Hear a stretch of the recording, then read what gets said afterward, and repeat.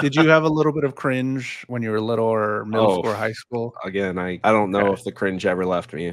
I was born into it. One thing that came to mind, I don't know why, when I looked at him like this right now, I thought of one cringe thing I did. I used to take around my Yu-Gi-Oh card deck when me and my family would go shopping or like Walmart or something, because I'm like, you never know if someone's gonna challenge me to a Yu-Gi-Oh games. You gotta stay loaded, man. Stay strapped. I summon Pot of Greed.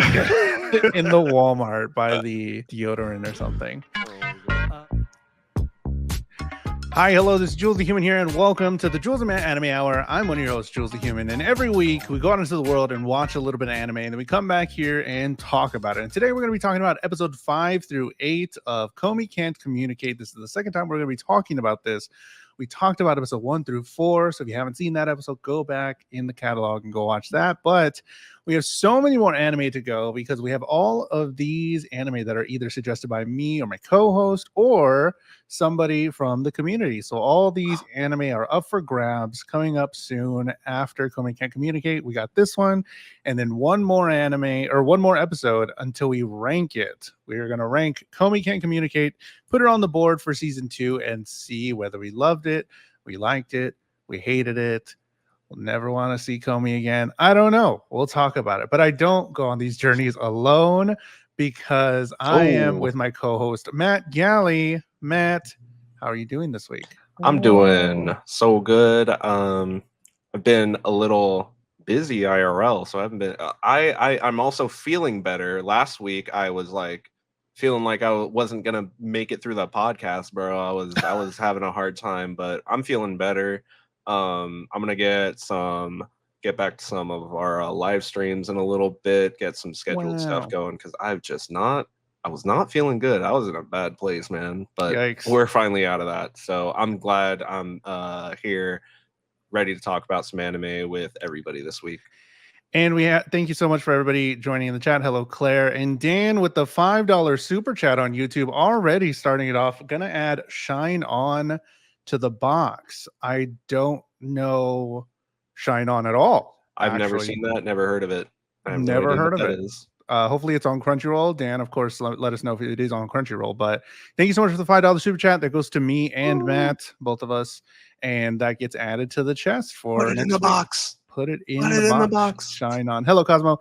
Bobby Jules and Zaddy Galley with an anime talk. Yes, we're talking anime today. Komi Can't Communicate. Bro, this show is interesting. Kinda. I don't know. Let's talk about it because I don't want to be super negative about it because I do like the characters. I love Tadano. Tadano's super cute. Komi's cute. Osana's hilarious. Osana's funny. I love Osana Najime's so much. dope. Every bye-bye, like just Yeah. a little over exaggeration on everything they do. They are committing to the bit on everything, and I appreciate them for that. Is there butt munches? No, not in this anime. It is just teenage angst and requited love, unrequited love, and possible and longing, and yearning. All that kind of stuff. And a main character that still hasn't talked at all, really. Let's get into it because I have some thoughts here. Episode 5, it's just my summer uniform plus more. What happens in episode 5? We see Tadano once again. I'm sorry, not Tadano. It's the other person. Yadano once again issuing a rivals challenge to Komi before Tadano and Osana ask if they can come over to Komi's house, meeting Komi's mom on the way. Osana attempts to coerce Tadano and Komi into situations before prompting themselves to snoop around Komi's room. Later, Komi requests to go out to ramen with Agari, overhearing and proclaiming themselves the ramen connoisseur, taking them to a ramen bar with a cavalcade of rules. All patrons at the bar are stunned by Komi's presence. We meet Omoharu, who makes a cringy introduction to Komi, with Osana sharing that Tadano once used to act this way as well. Later on, Komi asks Omoharu to stretch together, making a new friend in the process. Their other name is Naka, right? Yes. Yeah, the last one, because that's how I've written it down. Naka. Yeah, so new summer outfit. Not on the that was new we get summer some outfit too. Yes. Yeah, so a bunch of outfits. I like how they're just constantly changing to different outfits and things like that. Sounds like my high school life. Yeah, pretty much. Were you awkward? You get the sense that between episodes time is moving, and they just make the small like comments on like the weather and stuff to kind of imply like, oh, summer's coming, and then later on we get like the full-blown summer episodes. And I appreciate that. I Sure. like that where they're going through the school year. Will it eventually get to where like we see if we've Komi already as gone through older? one school year already by episode 5, does that mean every 5 episodes is a whole year? Then we'd be done in like 15 episodes, right? Yeah, unless it goes on adult life. I mean, because I thought we started episode 1 in the fall, so I don't know. It seems like it is a couple months for sure because we're already at the summer break, but Yamano's back as the rival for the fitness test again. What I was going to ask is, so all these episodes, I guess I could bring it up at the top because it kind of pertains to this. I don't know slice of life content. I guess I'm not aware of any slice of life. The closest thing I've gotten was Spy Family, but it wasn't even really because there was a lot of action in that. But like, could you say, and if anybody wants to chime in the comments as well, is this like how slice of life goes? Where we're just constantly you just kind of have like a through... gimmick that sets it apart from whatever the other slice of lives are. It usually pertains to like the main duo or trio if it's being set up as such, and it's just about like different type of like situations that they could find themselves in. It's like a super low stakes sitcom where they're instead of in a sitcom you have like a complete reset at the end of a slice of life episode. It's like you might have certain characters learning certain moral lessons and then carrying on with that in the into the future for some sort of a sense of development. That's how I would call it, at least. Okay. Well, then now I'm definitely finding out that I'm not a slice of life fan. I haven't historically enjoyed slice of life shows myself. I just feel like this stuff is cool. Like we get the introduction of Komi's mom in this, and then she plays a part into other later episodes, and she's really cool. I mean, because she just keeps yapping. Her mom is so different. She's so enthusiastic. And it's great. I love that little part is silly. And like, I'm not saying I hate all of what's going on. Like the little parts in this, like the mother meeting or seeing the communication books under Komi's bed was really funny. The whole ramen thing where there's a set rule, Agari is there and you have to do this a certain way, and then she ends up being the talk of the ramen shop because Komi does it right, where she just leaves and stuff. But like it's all just kind of things that are happening, and I feel the momentum of time changing, but I don't feel like in each episode the thing that I want the most, which is the romance, the longing and stuff, is sort of overshadowed by the things that are happening. And it's whatever the bit is. Yeah, and it's still not super interesting. And I think it's also because of the Komi not being able to communicate. I think that's a real thing that's holding the anime back. And even though that's the name of the anime, it's like holding it back from a story that could be really good. Yeah. I don't know. I mean, to be like it's that like I agree with you because like I feel like the closest thing that we've watched, and I'm pretty sure it would pretty much classify itself as it too, would be calling back to Kaguya-sama, Love is War, where that kind of has it's a slice of life, but with the premise, you kind of have this more of like a intensity between the two main characters because they are like outwardly outspoken at like trying to outdo each other and everything. Yeah. But here you have Tadano, who's supposed to be the like kind of like your love interest character, but he's also kind of like Komi's vocal cords. Like he even Osana in one of the episodes we'll watch is talk about is saying like you just need to come along because you're the interpreter. Like that's what he's kind of become for her. He's become the way that Komi is able to have their thoughts and stuff explained in the moment because he's just become so good at reading her with all the time that they spent together. So it doesn't create as much like stakes with their relationship, in my opinion, because like there is no, the only conflict we've potentially had between them again happened in episode 4 with Yamai kidnapping Tadano and Komi being like, I don't want this to happen again. And again, pretty big. That's that intense like emotional high point, and then like you said, how do we go up from there? And then they come right back down into, oh, we're gonna go hang out at Komi's house and everything's just gonna be fine. Like yeah, like how did we go? Osana's even trying to like set up for like them to be like, oh, a boy and a girl in a room together, what's gonna happen? And then that's funny. Is that like but then the bit is that like over the course of 15 minutes, like absolutely just sit there, and Osana's reaction is isn't this ever awkward for you guys? Like, yeah. Like what's going on? What are y'all doing? So I just feel like their relationship doesn't really, even though like we were talking about how that's kind of like what we want out of the show, it's just it being delivered in the situation where there's not a lot of stakes with them because they just get along so well with each other. Yeah, and I don't want it to be that Komi falls for him just because he's the first one that she communicates with or knows how to communicate with. I feel like this is you're the only one, you're the first one to do it, so I'm totally in love with you. So, and we've seen some good parts in Tadano, but I want there to be something else. And right now it's really hard to find where Komi's at and how to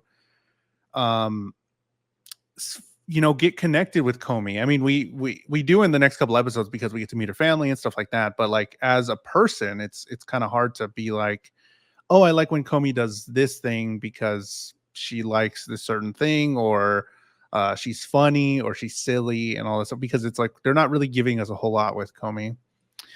Claire says, I feel like for Slice of Life to be fun, it has to be an interesting life, which is why a place further than the universe is enjoyable. That's true. I mean, I was reading a isekai, I guess it's an isekai, but then into a video game world, but then the girl just ends up cooking a bunch and she becomes like a world-class cook, and she like makes food for the adventurers. I'm like, okay, whatever, that's fine. It's kind of slice of life, and I'm like, that's fine, but it has some action in it. Yeah, I mean, by that definition, I would even call like something like Angel Beats a slice of life. Sure. It's just its premise is just going to be something that has a little more weight and a little bit more, a little bit more weight. Yeah, for sure. But it's like, it's just the premise is just like following these individuals around on whatever the bit is of the day, baseball game, concert, etc. It just takes that and really dials it up to try to make it an interesting premise where there's weight and there's gravity to the situations that are being presented. So I'm not saying it's a slice of life and that it's super lighthearted and an enjoyable watch by that degree, but it's the setup and the premise of what the show is going to be delivering over the course of its runtime.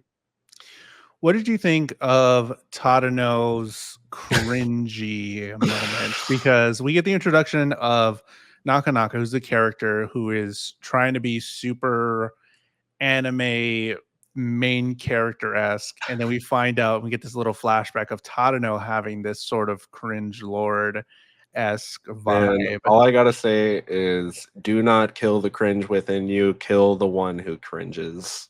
Because he was a way more interesting person way back when he was acting how he was. I want to see that Tadano interacting in the 99% that we get out of this show. I want to see him get into the school for that reason, that he is the cringiest person ever, and that is what makes him quirky and unique. Did you have a little bit of cringe back in when you were little or middle school or high school? Again, I 110%. I don't know if the cringe ever left me. I was born into it. One thing that came to mind, I don't know why, when I looked at him like this right now, I thought of one cringe thing I did. I used to take around my Yu-Gi-Oh card deck, and when me and my family would go shopping or like Walmart or something, because I'm like, you never know if someone's gonna challenge me to a Yu-Gi-Oh game. So I always had my deck on me. You gotta stay loaded, man. Stay strapped because Just you in never know when case. it's gonna be Who's time gonna protect? to duel. Exactly. You never know. I summon Pot of Greed. In the Walmart by the deodorant or something. Oh my god. A lot of cringe.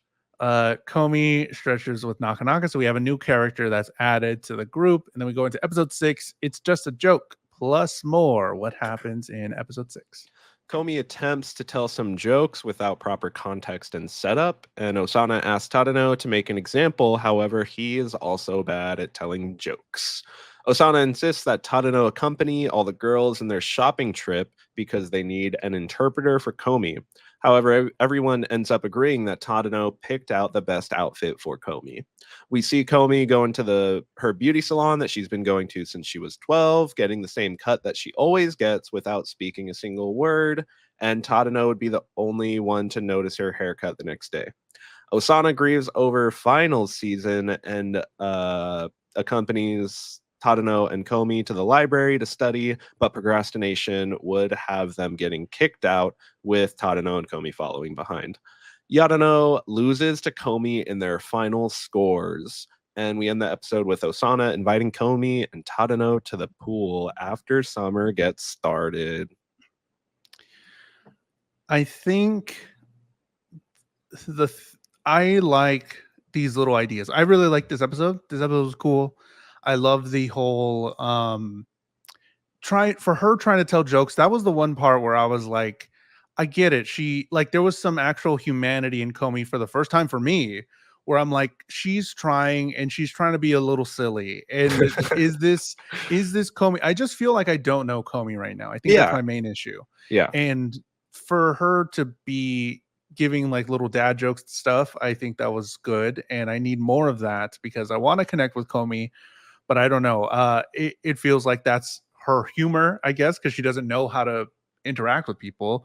So she tried with these little silly dad jokes, and I'm like, okay, this is fine. This is a glimpse, but I need this earlier, sure, to know this character. Yeah, and I also love near the end of the episode when we get like Komi kind of trying to call Tadano or Osana, and like she has her notebook out and there's like a full spreadsheet on like how to call a friend, how to invite a friend to do this, how to blah blah blah blah blah. And I'm like, that too, just like, you know, it characterizes her out by like showing us like that she, you know, she is trying and how she's trying, and that like that's how she like structures her thought process and stuff, you know. So it's there are enjoyable bits and pieces for sure, but it is wholesale where you're just like, if you're not kind of sold on the bit of Komi not being able to communicate, that's what it carries a lot of the humor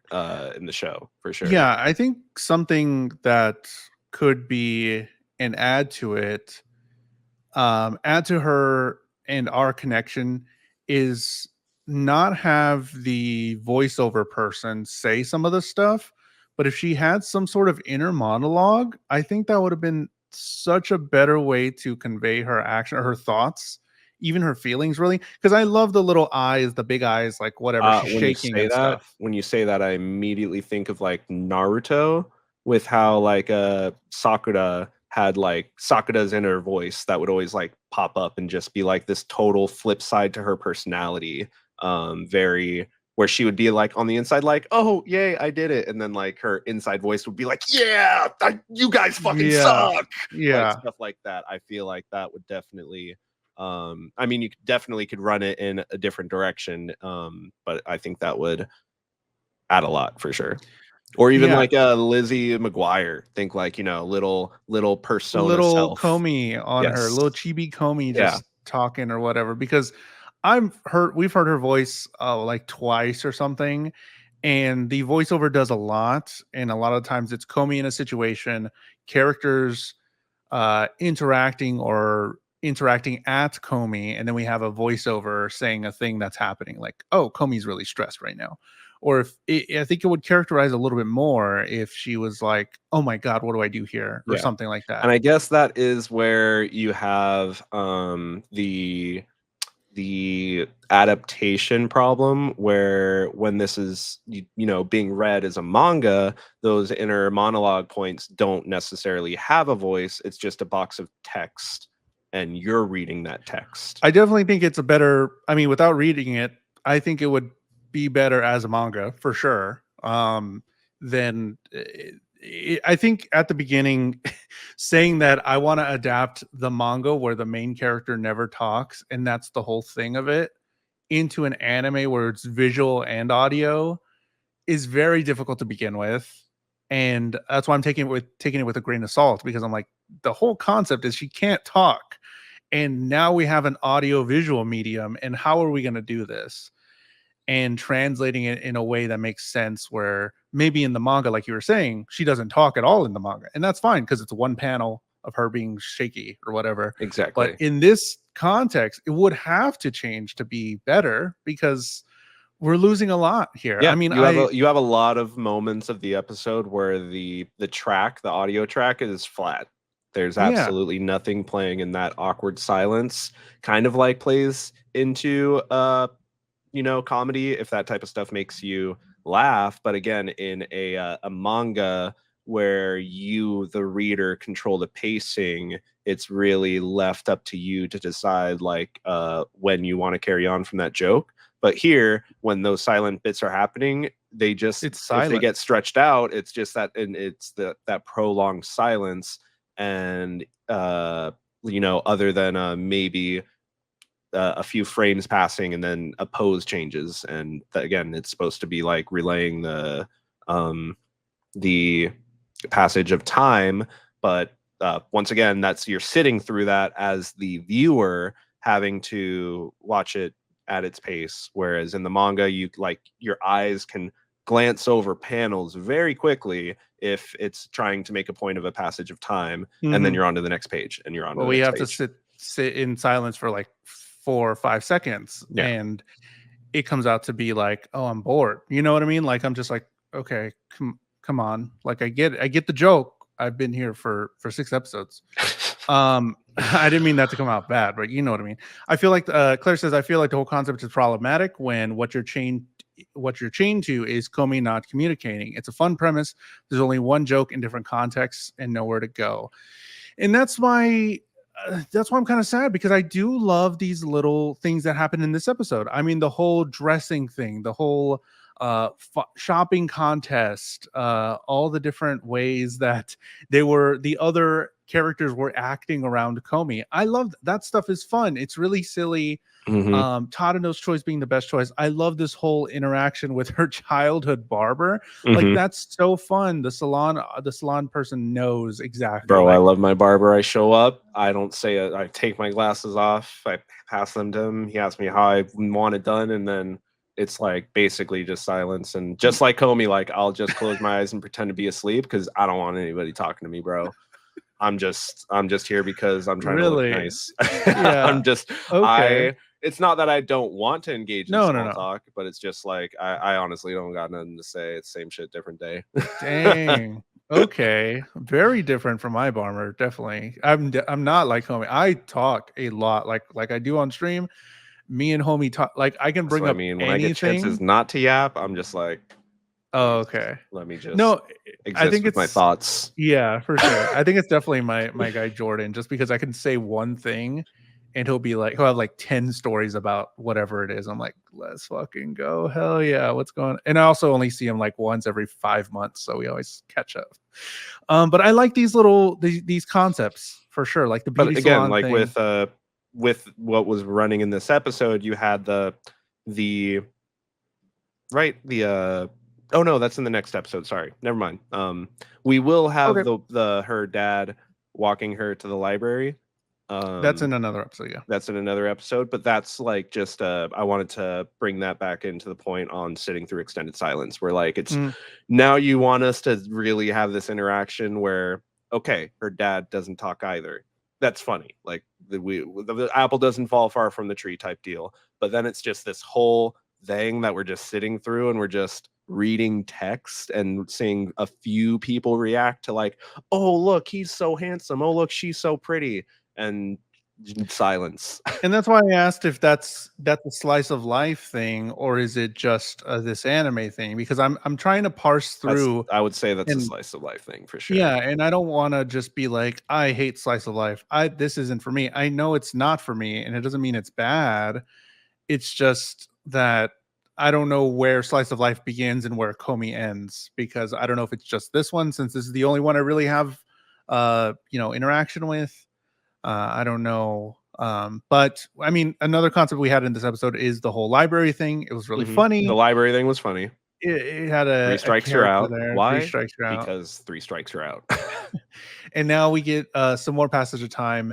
Summer break, going to the water park, and hilarity ensues. So I want to really like this anime, but a lot of the time in the silence, in the interactions, it's just silence for me is kind of giving some boredom there, and I get what they're trying to do, but I kind of got to go with what Claire's saying a little bit. Whenever there's just the one joke that we keep leaning on, it becomes a lot, and I wanted to keep switching it up a little bit. And that's why, like I was saying, the whole concept of having additional having a new friend every episode, and then like these vignettes kind of like revolve around that new friend and stuff. But as soon as episode 5 hits, like we stop getting the onboarding of new friends, and we get new characters. We do get new characters, but we stop getting the concept of new character introduced, and then this episode's kind of revolving around interactions with them. We just kind of get like in episode 5, we got a lot of the again, just like kind of Komi bits. In this episode, we get the whole concepts we're leading up to summer, and then we get we got Omo Haru in the last episode, but it was just the one at the very end, and it wasn't like the whole episode wasn't revolving around them, and then we don't see them in this episode. I do like having Yadano come back in for the little bits without like the whole introduction and stuff, because I even said like that's a funny thing that they could do now, like, oh, that's the rival, and it's just like in different situations she's just gonna appear and it's gonna happen again, and that's what they do with it. And I think like that's funny. I'm not saying that like I'm not laughing at the show at all, but it is like a lot of as the show moves forward, I'm beginning to find myself feeling like where my funny bones have been poked, so to speak. Like it's not it's trying to poke the same spots over and over again, and now I'm just kind of like getting worn out on the humor aspect, and I'm more so again leaning towards the more endearing moments that we might get with Komi. Those are the parts that I'm starting to kind of like want to desire, but they are few and far between, because again, we have Tadano being the inner voice, the speaking, the vocal cords of Komi, and then we have Osana, who Osana I find entertaining and stuff, but it seems like Osana is the only one that's kind of like that knows like how Komi like is actually trying to get to know Komi better, and is trying to provide Komi an environment where she can tell that she has a crush on Tadano, and is like almost nudging them together, like Osana the best wingman ever type deal, just like nudging them both together, like without them even kind of realizing it. But then you also have, we'll talk about it in the next episode, other things that they do that I just find like I like the characters, like you're saying, but it's just I don't think it's the best setup for us to really get to know them better and have the best of their traits be expressed, because we're really here for the Komi can't communicate, which again can only run itself so far before we start to just get fatigued on the same bit. If you had Komi not being the main focus, and you had another like name for the show, and Komi just happened to be one of the eccentrics, and it just wanted to kind of make Tadano and Komi the main thing, but then it's like giving a lot of equal focus to all of the rest of the components of this really interesting dynamic in the school that you have going for it, but it doesn't really seem like it's interested in exploring like the eccentrics outside of maybe just using them like again Yamai in episode 4 to provide this really high stakes situation for the show to get into, just for us to come right back down into, oh, they're just going to each other's houses and everything's fine and everything's cool, even though this one character tried to kill one of our main characters. Whatever, that's cool, that's over with. We're friends now. Episode 7. The real Komi can't communicate. Komis. We're the friends we made along the way. Yes. Episode 7, it's just the pool plus more. What happens in episode 7?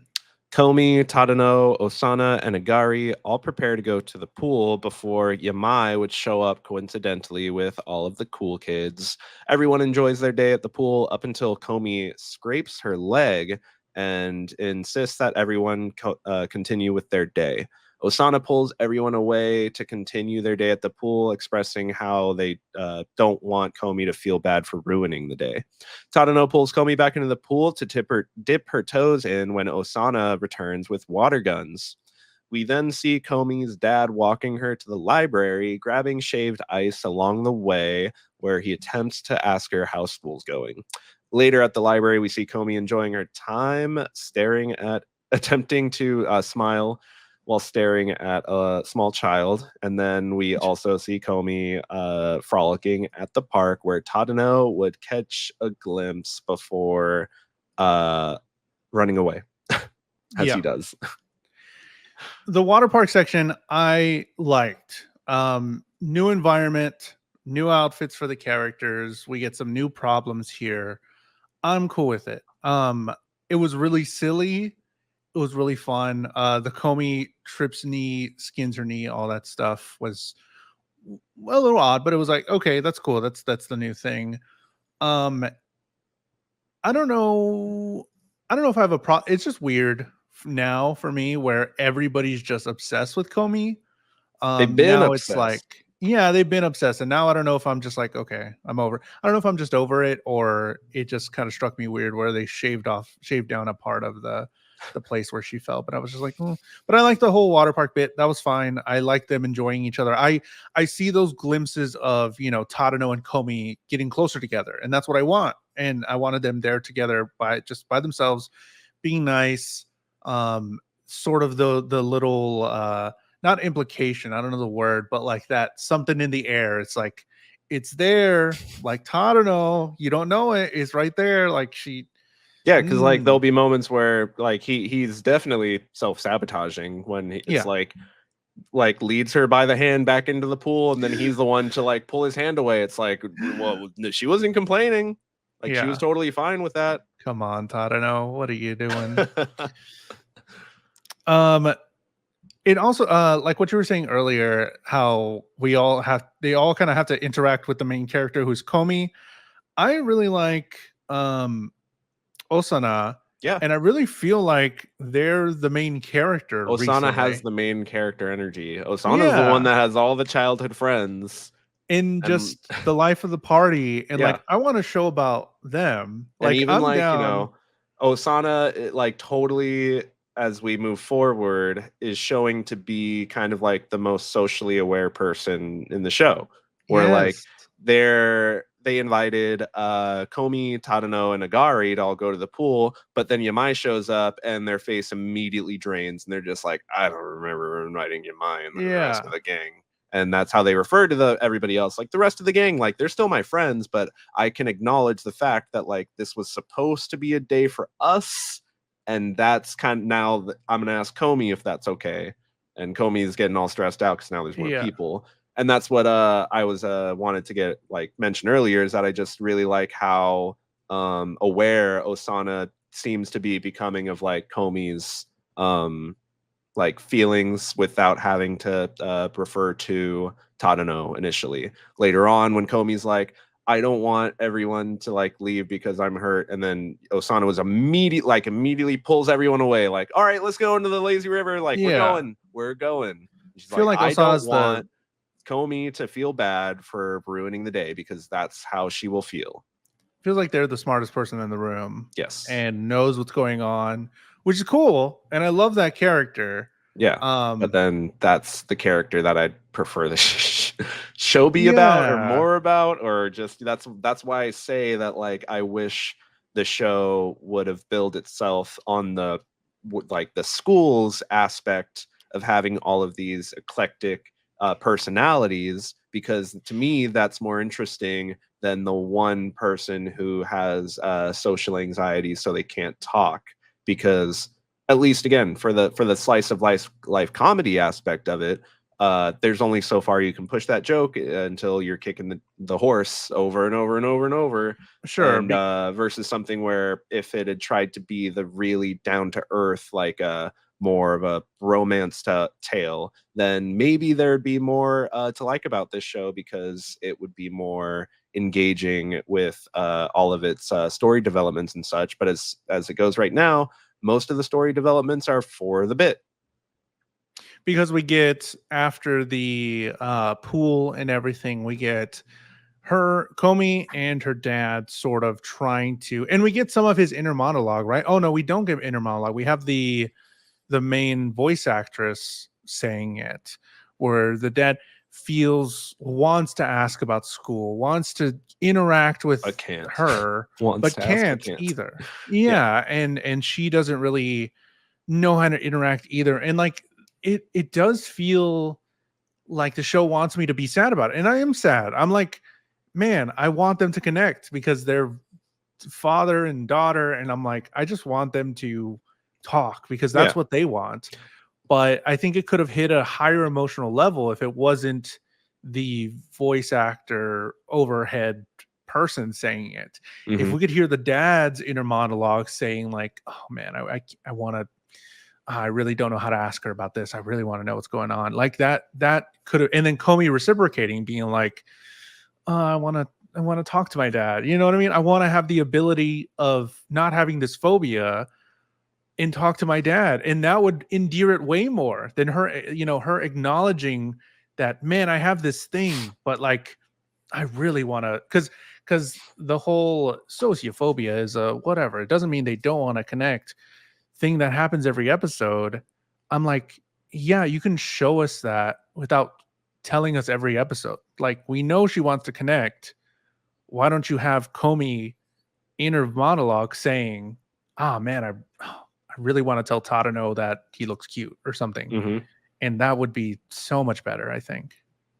A lot of times we have, the concept show, don't tell, because just saying something is a lot less interesting than just showing it. And, actions speak louder than words, as they say.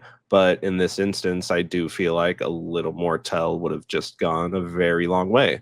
Because, everything that you just described in that situation would have been great, but instead the show is more focused on having us again playing the bit for, oh, look at her, she's all excited that there's shaved ice and he can't ask her a simple question, and that's like their state of mind. And that's kind of like the bit until it's like I will say that, like, I guess I do like how it doesn't, again, it's just only, I only have the situation to kind of like make the assumption on, is that like when he like kind of like tries to ask her how things are going in his silent way, and she's like worried at first, but then she's like reassuring that like she was just joking and stuff. Like, it's I wish that situation would like just be landing in a better way for me, but it's not. And I don't know if it's like because of all the reasons that you just said, that I just don't really have anything to go on other than that surface level. Which again, like, she, like, the way that she gets drawn without the mouth and the big eyes, like, it's funny, but I'm not like laughing out loud like I might have been in the first couple episodes, because it's just I'm feeling all feeling like the horse is getting it slaps around the track. Yeah, sure. She wants to communicate with the baby. Baby gets a little scared. Tries to smile. Death stare. Talk to the baby. Something. Another opportunity that could have been like, man, I want to. I don't even know if Komi wants that. I don't even know if that's the thing that they want. But like, she could be like, man, I really want to have a kid someday or something. Or I can't wait till I have kids or something like that. And I'd be like, oh my god, like that would instantly endear me to Komi's situation. And then her self saying like, I love kids, I want this, I want to have a family and all this stuff, and then her outside face is just doom. And then it's like, oh, that's funny, but we don't.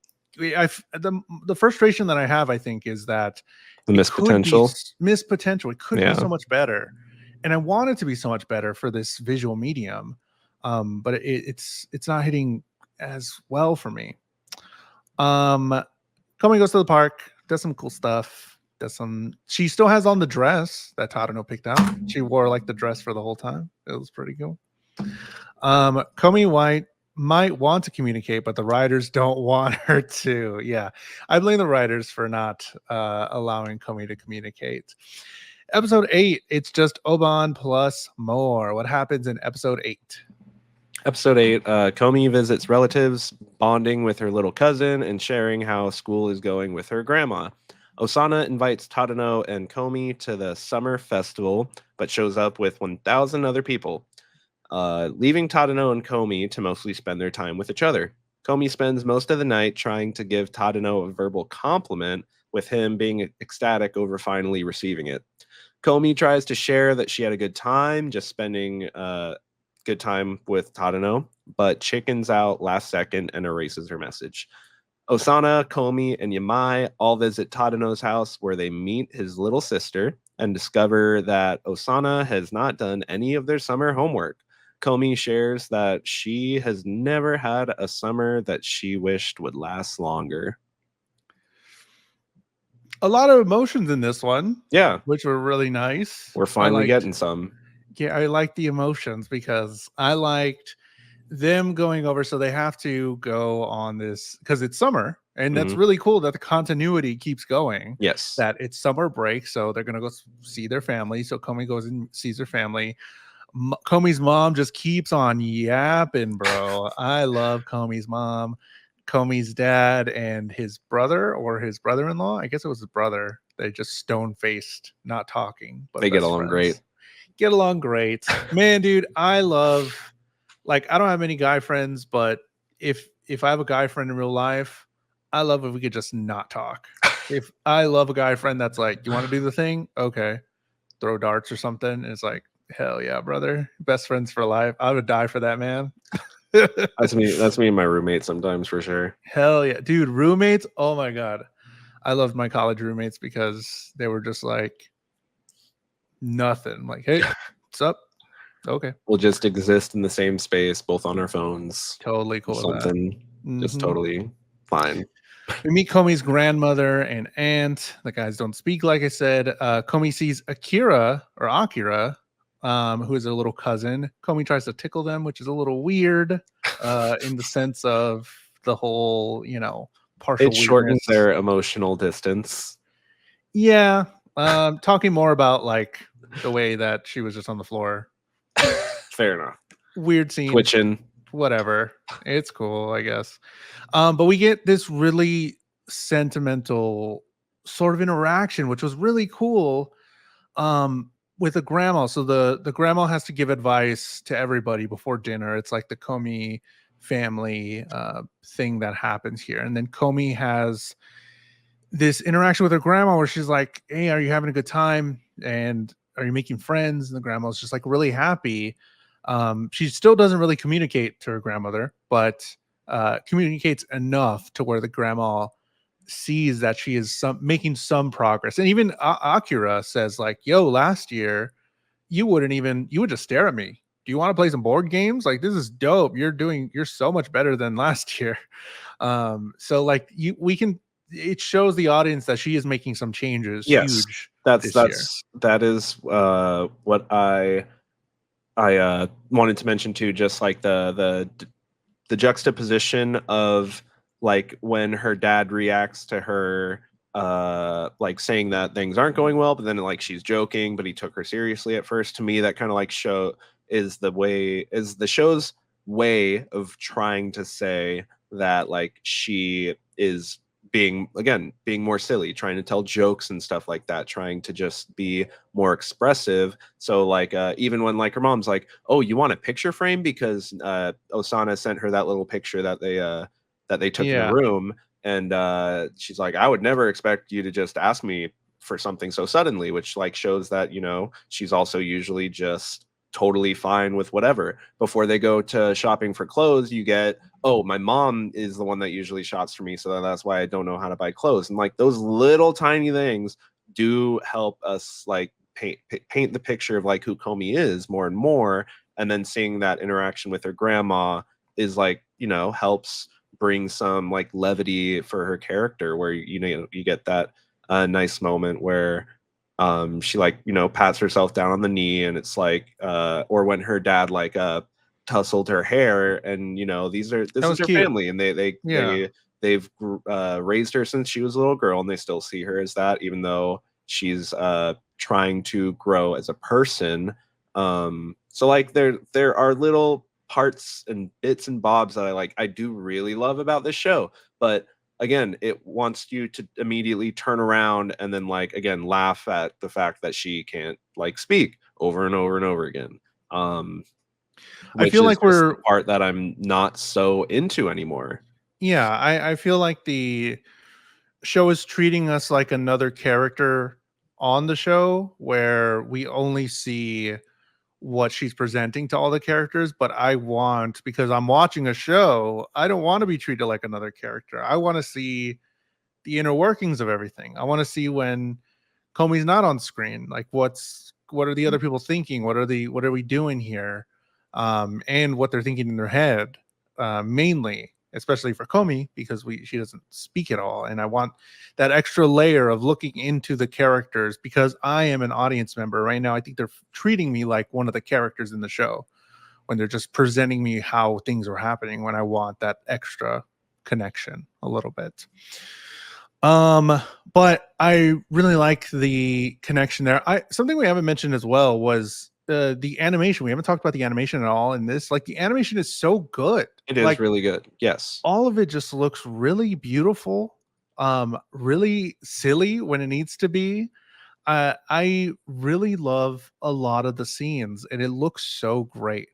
Yes. So animation It does style. continue to like be unique, do unique things with its presentation every episode.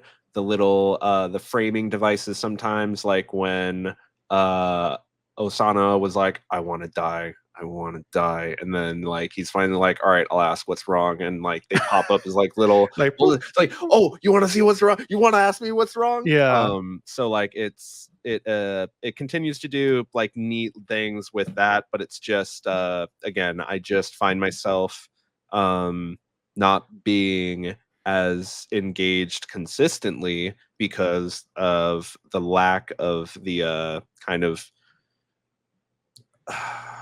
what's the word for it,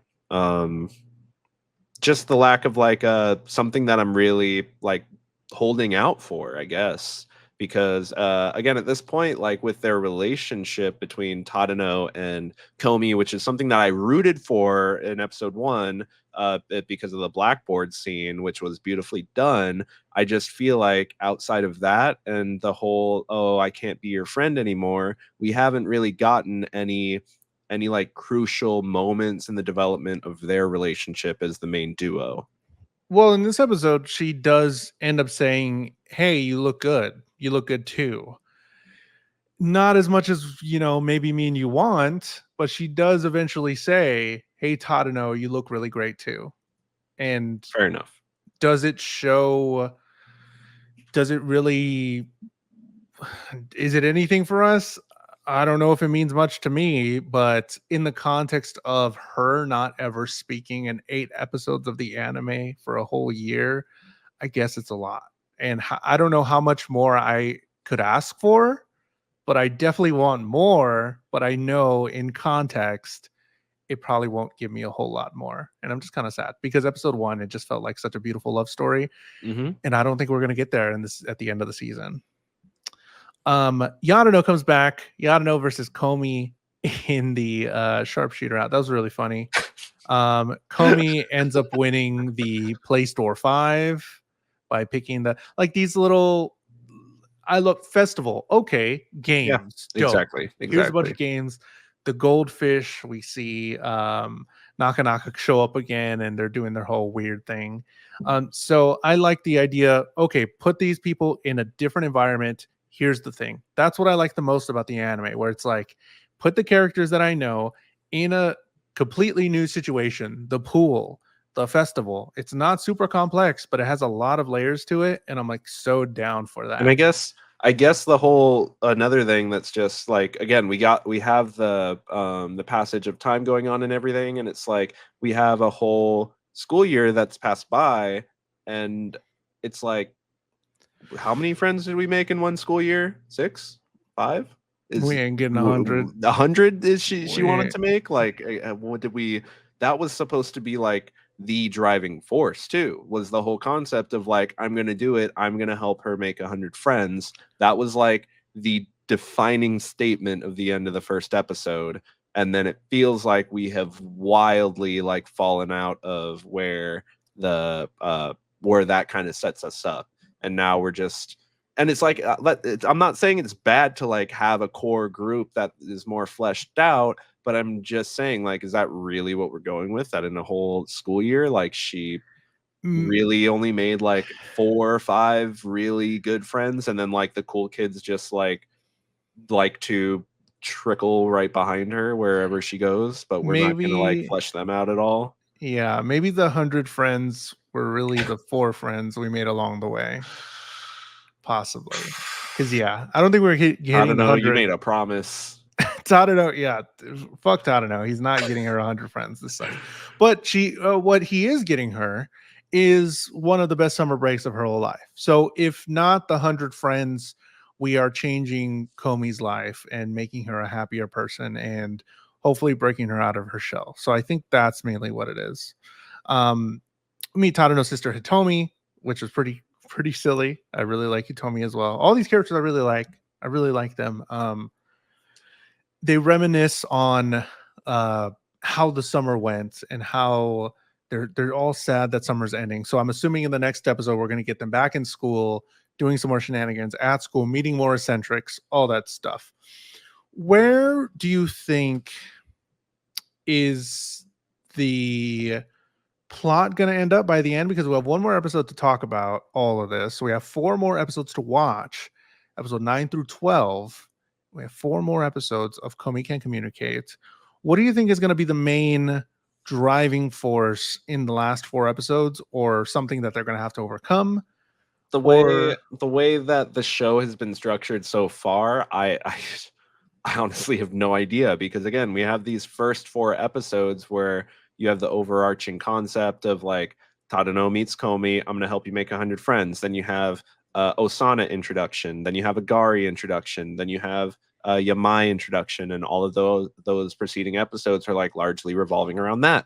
But then it feels like these 4 episodes have been more of like a deeper dive into like Komi as a character and like what they do on their like kind of day-to-days, but again, just like not talking, so we don't get a lot of development outside of very few moments that are truly defining, like her finally complimenting Tadano, her being shown to have the work on with her family bonds and such. Like, she is attempting to grow as a person, but like, again, it's the concept that can't communicate nature is supposed to be the driving force behind the comedy. And so in these 4 episodes where she's largely the focus, it's really not her that I get comedic value out of. It's Osana and Najimi and all of their like bombastic reactions, and just like how they have so much personality. Even Tadano just constantly is like, what's with that monstrous personality? And it's just like, yeah, they have character. They command the room. Yeah, they are the ones making people laugh. They're pulling you guys out of your homes and making the plans in between, because neither of you two know how to ask each other to go out on a date. And that's all I just really want, is for you two to have the relationship that's developing. But again, you can't have that be the sole focus, because Tadano's her vocal cords for all intents and purposes, until again, Osana finally just takes charge and finally starts being able to read the room better on Komi. And so I just want more of Osana in the next 4 episodes, and that's all the show can leave me with, because there's not much else to really draw on otherwise. I mean, I guess if anything, I'd prefer us to go back to the concept of the first 4 episodes and just get more character introductions and more of how does the eccentric nature of this new character play off of Komi, instead of just how does Komi act in situations that they've always acted in, but now are growing a little bit. But it's just not enough outside of the normal for it to feel significant.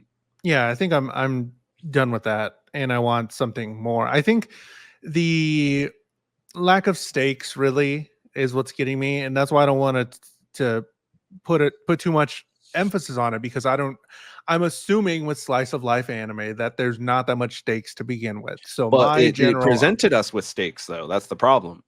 Okay, correct. If it hadn't done that in episode 4, we might be at a much different place. But it wanted to really ramp that up in episode 4, and then have us really be like, where are we going from here? And just like we were talking about, it didn't ramp that up at any point on like a truly ground defining level. I guess you could say the emotional stakes and relationships kind of get raised, but it's you had literal murder about to be committed over the main character. So that is in episode where 4 we were at. That's in episode 4 of the anime.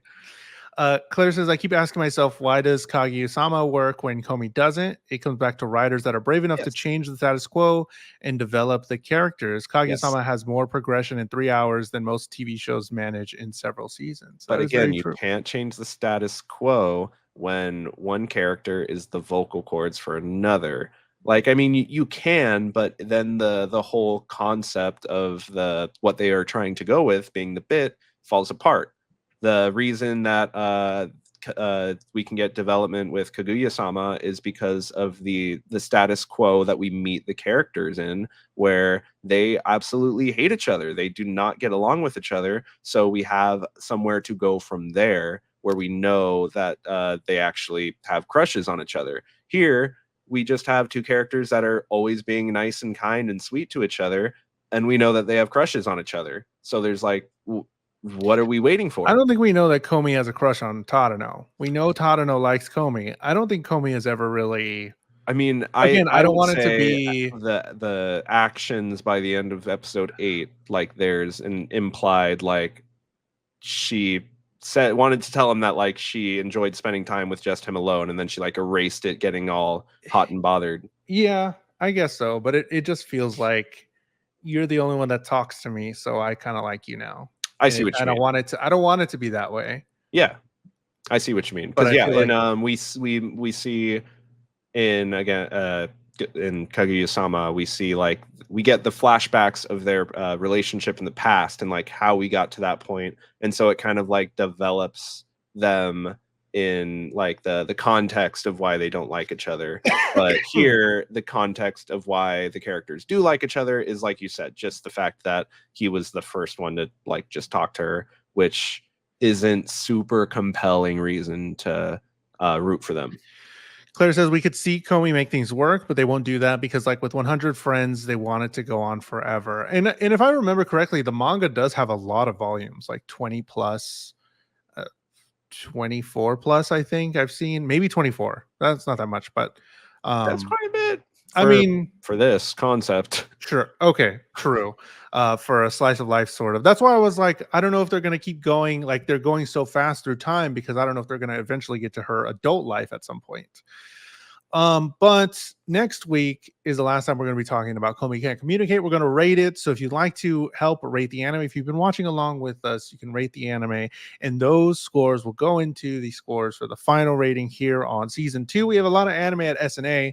Will Komi Can't Communicate be up there with the other ones? We'll see next week. We'll see about that. But the way that you can vote is I'll put up a link in the Discord, so be a part of the Discord. The link is in our YouTube. If you have any weird names or any weird links in your thing on Discord, I will block you. And yeah, so make sure it's a nice name or doesn't have any weird links in there, because we've had a lot of bots come through and it's a whole thing. Not a collection of random lowercase, uppercase letters, numbers, and then some sort of Bitcoin miner link in your minecoin dot butts. Matt, when you're not it's bad. When you're not playing your Play Store 5, where can they find you on the internet? You could find me on my YouTube at Matt_Galley. I have been doing some live streams, and I usually post a notification at least 24 hours ahead of time when I'm planning to go live. You could also follow me on my social medias. Just add an ITS at the front, make it it's Matt_Galley. Jules, when we're not here trying to find salvation where there may be none, where can the people find you? You can find me all next week on Balmung Crystal server on Final Fantasy 14, because I will not be able to play it for the next 2 days because of the downtime, which is bad. But I've been playing a lot of Final Fantasy 14 and not making content over on YouTube, youtube.com/JulesTheHuman, JULES the Human, on all social media, on Instagram. You can see all the manga I've been reading during the day while I work. On X, on YouTube, all that stuff. You can find this podcast on Spotify. Look up the Jules and Matt Anime Hour on Spotify. You can watch it there if you don't like watching on YouTube or Twitch. All that stuff. But yeah, I'm going to be I do a members video every week. So if you want to become a member and get the cool emotes on YouTube, you can do that there. Thank you to Dan once again for the $5 super chat. Shine on. We'll look that up very soon. But thank you so much for submitting that, and we may pick it out next week. Who knows? It is super random. But next week, last time, we're watching Komi Can't Communicate, episode 9 through 12. Watch along with us if you dare, and we'll see you then. Bye. Bye. Don't have the music. Bye.